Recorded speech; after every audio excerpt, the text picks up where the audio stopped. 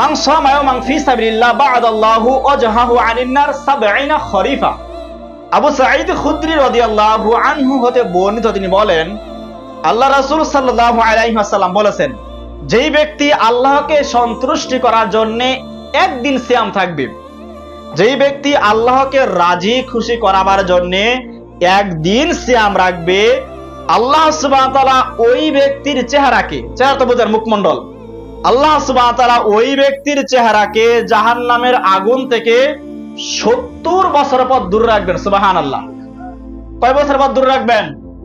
৭০ বছরের পর দূরে রাখবেন।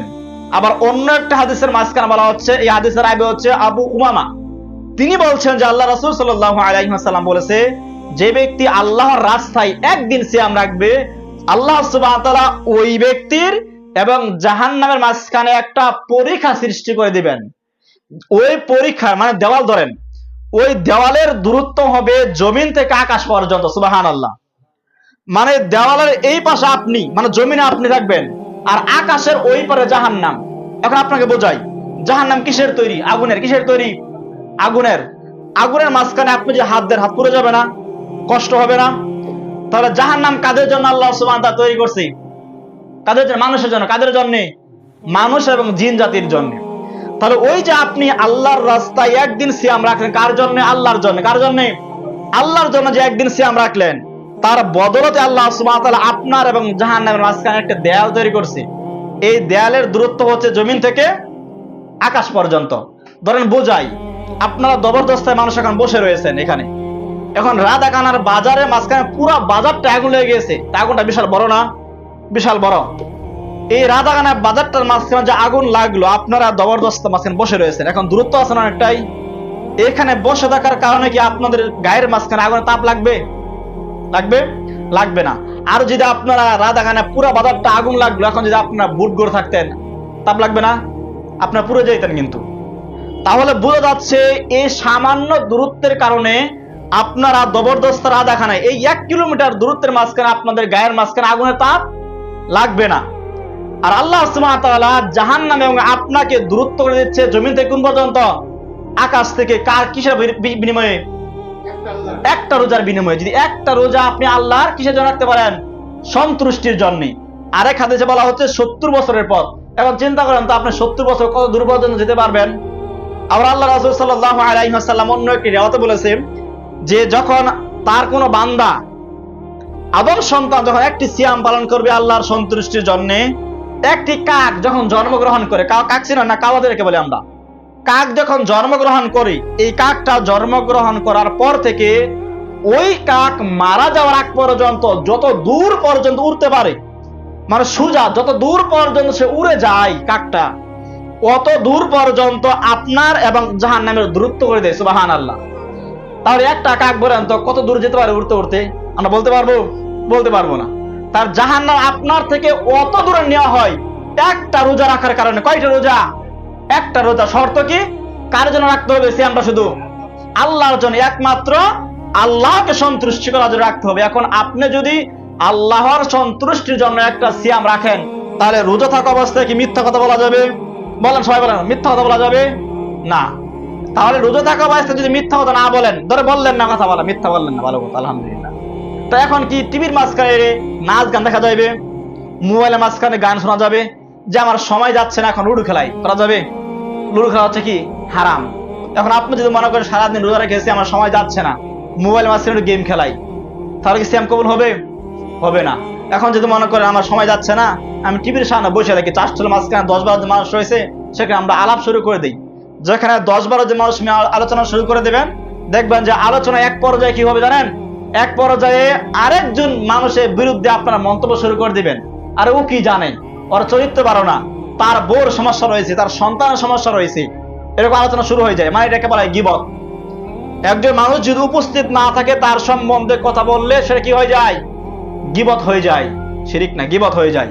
সুতরাং এই সমস্ত আলোচনা করা চলবে না। তাহলে কোন ব্যক্তি আমরা জানতে পারলাম যদি আল্লাহর রাস্তায় একদিন সিয়াম রাখতে পারে, ওই ব্যক্তিকে আল্লাহ সুবহানাহু ওয়া তাআলা জাহান্নাম থেকে তার দূরত্ব এত দূর করে দিবে যে ৭০ বছরের পথ, অথবা তাকে এত দূরে নিয়ে যাবে আসমান থেকে জমিনের দূরত্বের পথ। সুবহানাল্লাহ।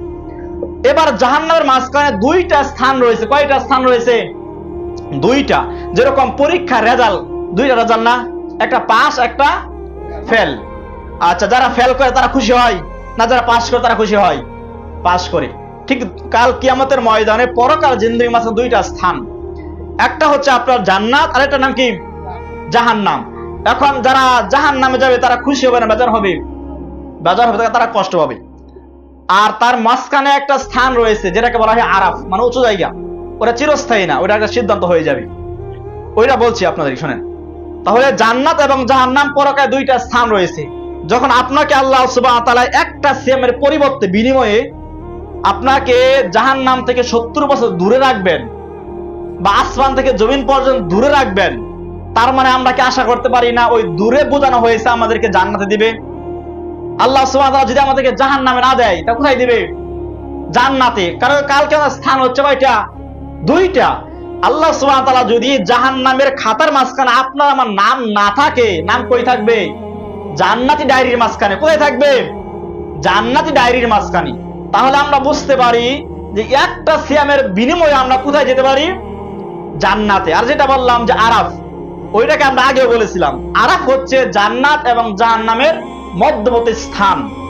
এইখানে ওই সমস্ত মানুষদেরকে রাখা হয় যাদের আমল নামা সমান সমান হয়ে যাবে।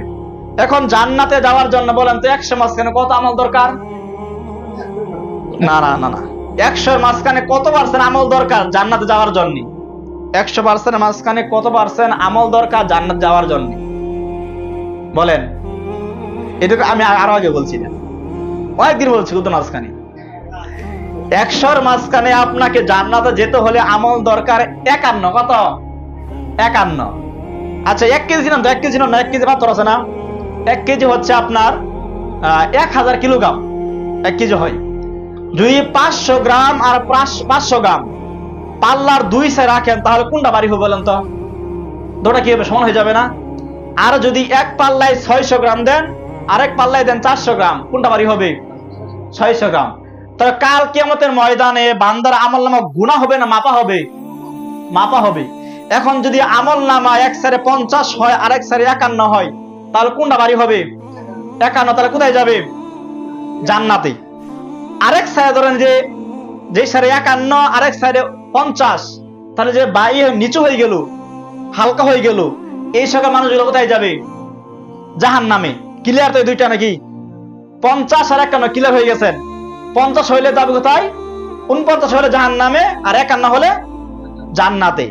এখন যেহেতু মাপা হবে, দেখবেন ওর এক সময় যখন আপনি বাজারে কিছু নিয়ে যান, তখন আপনার সমস্ত বিক্রি শেষ হয়ে গিয়েছে, লাস্টে 1 কেজি সবজি রয়েছে, মানে এই সবজিটা এমন ওজন হয়েছে আপনার বেশি না কম না, কাটাই আনা বই না, কাটাই কাটাই রয়েছে, মানে সবাই স্বর্ণের মাপ, কি মাপ? স্বর্ণের মাপ সমান সমান। এখন যখন আপনার কাল কিয়ামতের ময়দানে আমল মাপা হবে, যখন আপনাকে আমল নামায় এই দিকেও 50 এই দিকেও 50, এখন কোথায় যাবেন বলেন? এখন আপনার আমল নামা, আপনি পাপ করছেন 50%, আবার নেকি করছেন 50%, বুঝতে পারছেন? কত বোঝা যায় তো নাকি? আপনার আমল নামা হচ্ছে 50 সওয়াবের নেকি, আর আপনি যে অন্যায় গুনাহ করেছেন, সালাত পড়েন নাই, মিথ্যা বলেছেন, হ্যাঁ, মানুষকে বা ক্ষমতা আবার চর মেরেছিলেন, আপনার ওই পাপটা হচ্ছে 50। এখন 50 না? এখন সমস্যা আছে কি নাই? সমস্যা আছে। এখন নিজে জানেন আপনি জান্নাতে যাবেন না জাহান্নামে যাবেন। এই যে যারা 50% আমল নামা থাকবে 50-50, আল্লাহ সুবহানাহু ওয়া তাআলা এই সকল মানুষদেরকে ওই সময় কোথায় রাখবে জানেন? আরাফ নামে একটা শব্দ আছে, জান্নাত এবং জাহান্নামের মধ্যবর্তী স্থল, উঁচু জায়গা, একেবারে উঁচু স্থান। উঁচু স্থান, আরাফ মানে কি? উঁচু স্থান। এইখানে রাখা হবে যাদের আমল নামা 50-50 হয়ে যাবে। এদের পরিণতি কি হবে? আল্লাহ সুবহানাহু ওয়া তাআলা যদি চায় যে এদেরকে জান্নাতে দিবে, ধরেন আমার আমল নামা 50-50 হয়েছে, আমি এখন আরাফে আছি, উঁচু স্থানে আছি। এখন যদি আল্লাহ সুবহানাহু ওয়া তাআলা আমার প্রতি দয়া করে তাহলে আমি কোথায় যাব? জান্নাতে। আর যদি আমার প্রতি রাগান্বিত হয় তাহলে কোথায় যাব? জাহান্নামে। কিন্তু আমরা আশা করি ইনশাআল্লাহ আল্লাহ সুবহানাহু ওয়া তাআলা অত্যন্ত ক্ষমাশীল এবং মেহেরবান, দয়ালু। তিনি আমাদেরকে কোথায় দেবেন? জান্নাত দেবেন ইনশাআল্লাহ, আমরা আশা করি। তিনি তার বান্দার প্রতি অত্যন্ত দয়াশীল। তিনি যদি দয়াশীল না হতেন, তিনি যদি ক্ষমাই না করতেন, তাহলে বান্দা যখন 60-70 বছর একদিন নামাজ পড়ে না, যদি গুনাহ করে, ওই বান্দা 50-60 বছর পরে যখন আল্লাহর নিকট ক্ষমা চায়, তাহলে আল্লাহ কেন ক্ষমা করে দেয়? আল্লাহ ক্ষমা করে দেয় না? আল্লাহ কিন্তু ক্ষমা করে। ওই যে একটা ঘটনা মনে আছে না আপনাদের, 99টা খুন করার পরে যখন 100 খুন করে ফেললো, ওই ব্যক্তিকে আল্লাহ মাফ করছে না? আল্লাহ সুবহানাহু ওয়া তাআলা 100 খুন করার পরেও যদি ওই ব্যক্তিকে মাফ করতে পারে, আপনার আমি তো একটা খুনও করি নাই। খুন করেছে কি? খুন করি নাই। আপনাকে আমাকে আল্লাহ সুবহানাহু ওয়া তাআলা, আমরা আশা করি ইনশাআল্লাহ ওই সকল মানুষদেরকে ক্ষমা করে জান্নাতে প্রবেশ করাবে। তাহলে আমরা আজকের খুতবা থেকে কি জানতে পারলাম? এটাই জানতে পারলাম যে এখন এটা কি মাস বলেন? কি মাস? শাবান মাস। শাবান মাসের আজকে কয় তারিখ? 3 তারিখ। শাবান মাসের 3 তারিখ, আজকে হচ্ছে প্রথম জুমা। আরেকটা কথা মনে রাখবেন, শাবান মাস বলা হচ্ছে প্রস্তুতির মাস। কিসের মাস? রামাদানের প্রস্তুতি মাস, যেটা খুতবা শুরুতে বলেছিলাম। শাবান মাস হচ্ছে রামাদানের প্রস্তুতি মাস। এই মাসে যদি আপনি ভালোভাবে প্রস্তুতি গ্রহণ করেন, তাহলে আপনি রমজান মাসটা সুন্দরভাবে আপনি কাটাতে পারবেন। সিয়াম এবং কি আমরা সুন্দরভাবে করতে পারবেন। তার প্রমাণ দেখেন, দুনিয়ার একটা প্রমাণ দেই। আপনার জবরদস্তের মাঝখানে একটা প্রতিযোগিতা হবে বা দৌড় খেলা হবে। ধরেন যে জবরদস্তার মোড় থেকে রাধাখানে বাজার পর্যন্ত দৌড় খেলা হবে। এখন এইখানে আপনাদের সমাজের মাঝখানে তাগড়া যুবক 20 জন যুবকের নাম দিয়েছে দৌড় প্রতিযোগিতা করবে। আচ্ছা, এরা 20 জন কি এই ধরেন আর প্রতিযোগিতার আছে 7 দিন। 7 দিন থাকা সত্ত্বেও কি 20 জনকে বসে থাকবে? বসে থাকবে না। কেউ দেখবে রাত্রে 12 সময় দৌড় করতেছে, মানে প্র্যাকটিস করতেছে। আবার দেখবেন কেউ ফজর সময় দৌড় করতেছে। আবার কেউ দেখবেন যে বিকাল দৌড় করতে পারবে না। বলেন তো কেন দৌড় পারবে? যাতে করে প্রতিযোগিতার দিন সহজে তারা ওয়ারান না হয়ে যায়, সহজভাবে এই দৌড়টা কমপ্লিট করতে পারে। এই কারণে কি করে? প্র্যাকটিস করে। ঠিক একই ভাবে আপনার উচিত এই শাবান মাসে সাহাবীরা যেরকম ভাবে তারা কি করেছিল? প্রস্তুতি গ্রহণ করেছিল। আল্লাহ রাসূল সাল্লাল্লাহু আলাইহি ওয়াসাল্লাম বেশি থেকে বেশি পরিমাণে সিয়াম রেখে প্রস্তুতি গ্রহণ করেছিল। আপনার আমার উচিত এই শাবান মাসে সিয়াম রেখে প্রস্তুতি গ্রহণ করা।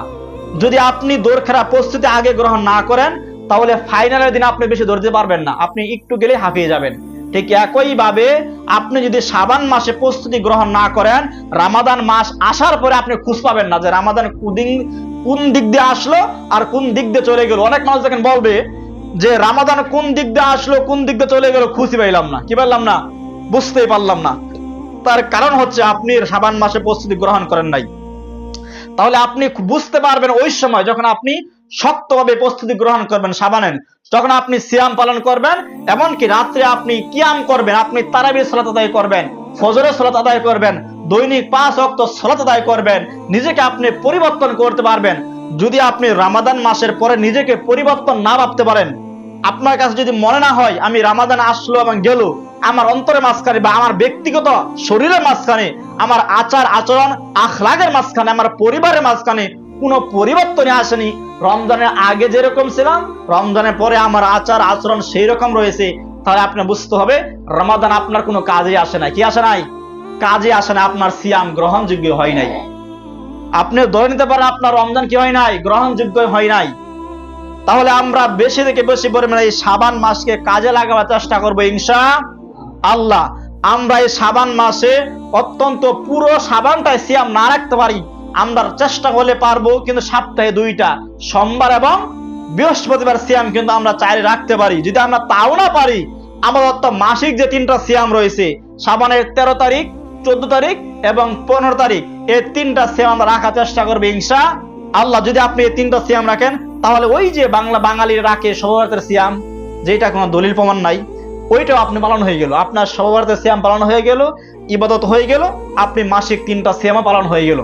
আল্লাহ সুবহানাহু ওয়া তাআলা আমাদের সকলকেই এই শাবানের পরিপূর্ণ বরকতময় শাবানটাকে আল্লাহ সুবহানাহু ওয়া তাআলা আমাদেরকে সকলকে পরিবার নিয়ে, পরিবারের যত সদস্য রয়েছে সকলকে নিয়ে যে আমরা কাজে লাগাতে পারি সে তৌফিক দান করে দেখ আল্লাহুম্মা আমিন।